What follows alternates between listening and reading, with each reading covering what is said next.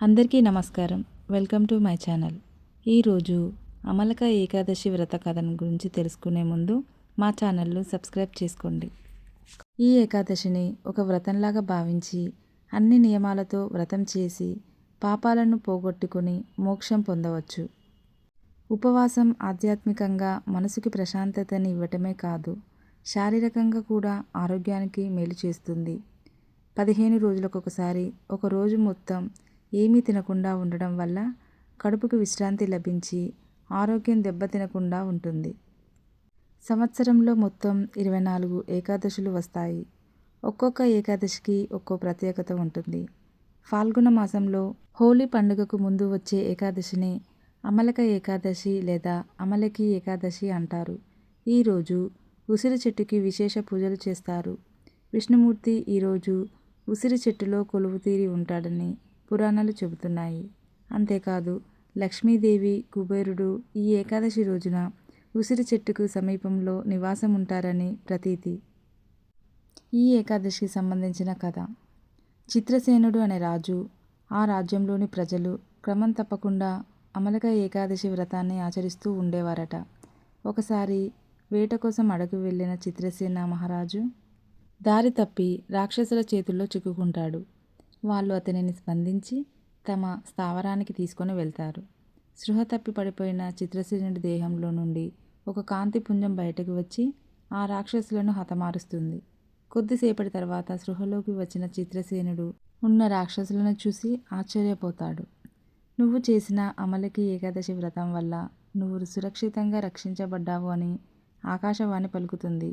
ఇది తెలుసుకున్న రాజ్యంలోని ప్రజలందరూ చిత్రసేనుడికి జేజేలు కొట్టి అప్పటి నుంచి రాజుతో సహా రాజ్యంలోని ప్రజలందరూ ఒకే ఉసిరి చెట్టు కింద ఈ వ్రతాన్ని చేయడం ప్రారంభించారు.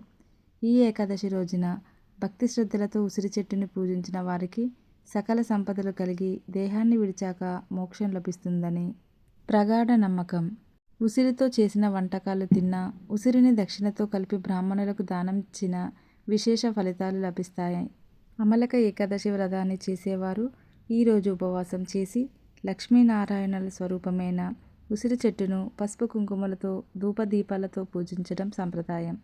సాయంత్రం వరకు ఉపవాసం ఉన్న తర్వాత చంద్ర దర్శనం చేసి ఉపవాసాన్ని విరమించవచ్చు. మరికొంతమంది ఎంతో నియమనిష్టలతో ఏకాదశి వ్రతాన్ని చేస్తుంటారు. ఏకాదశి గడియలు ముగిసి ద్వాదశి గడియలు వచ్చిన తర్వాతనే ఉపవాస విరమణ చేస్తుంటారు. అమలక ఏకాదశి వ్రతాన్ని ఆచరించేవారు సూర్యోదయంతోనే నది స్నానం లేదా సముద్ర స్నానం చేయాలి.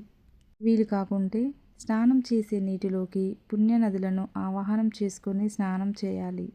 ఇంట్లో పూజా మందిరాన్ని శుభ్రం చేసుకొని శ్రీ లక్ష్మీనారాయణుల విగ్రహాలకు పంచామృతాలతో అభిషేకం చేయాలి. అనంతరం శ్రీ లక్ష్మీనారాయణులను గంధం, కుంకుమ, పసుపు, రంగు పువ్వులు, తులసి దళాలతో పూజించాలి. విష్ణు సహస్రనామావళి పారాయణం విధిగా చేయాలి. ఉసిరిక చెట్టును పూజించాలి. సమీపంలోని విష్ణు ఆలయానికి వెళ్ళి ఆవు నేతితో దీపం పెట్టి తులసి మాలను సమర్పించాలి. ఈ ఏకాదశి వ్రతం చేసేవారు అన్నదానం, గోదానం, వస్త్రదానం, జలదానం చేయడం శ్రేష్టం. ఉసిరిని దానం చేయడం. విష్ణువుకు ఉసిరి అంటే చాలా ఇష్టం. అమలక ఏకాదశి రోజున విష్ణువు ఉసిరి చెట్టులో నివాసం ఉంటాడని నమ్మకం. అందుకనే ఉసిరి చెట్టును పూజించే సంప్రదాయం ఉంది. ఈ రోజున ఉసిరి దానం చేయాలి. ఇలా చేయడం వలన ఆరోగ్యం మెరుగుపడుతుంది. జీవితంలోని అన్ని అడ్డంకులు తొలగిపోతాయి. ఉసిరిని దానం చేయడం వలన అదృష్టం కూడా లభిస్తుంది. ఈ ఏకాదశి రోజున పేదలకు అన్నదానం చేయడం ద్వారా పుణ్యం లభిస్తుంది. ఇంట్లో సిరి సంపదలు పెరుగుతాయి. అలాగే వస్త్రదానం కూడా చేస్తే చాలా మంచిది. ఈ ఏకాదశి రోజున నల్ల నువ్వులను దానం చేయాలి. ఈ దానం చాలా పవిత్రమైనదిగా పరిగణింపబడుతుంది. ఏకాదశి రోజున నల్ల నువ్వులు దానం చేయడం వల్ల పూర్వీకుల ఆత్మలకు శాంతి లభిస్తుంది. ఈ ఏకాదశి రోజున పేదలకు డబ్బు, వస్త్రాలను దానం చేయాలి. ఇలా చేయడం వలన ఖచ్చితంగా ఆర్థిక ప్రయోజనం ఉంటుంది. దీనితో పాటు ఇంట్లోని ప్రతికూల శక్తి కూడా తొలగిపోతుంది. Thank you for watching. Please subscribe my channel.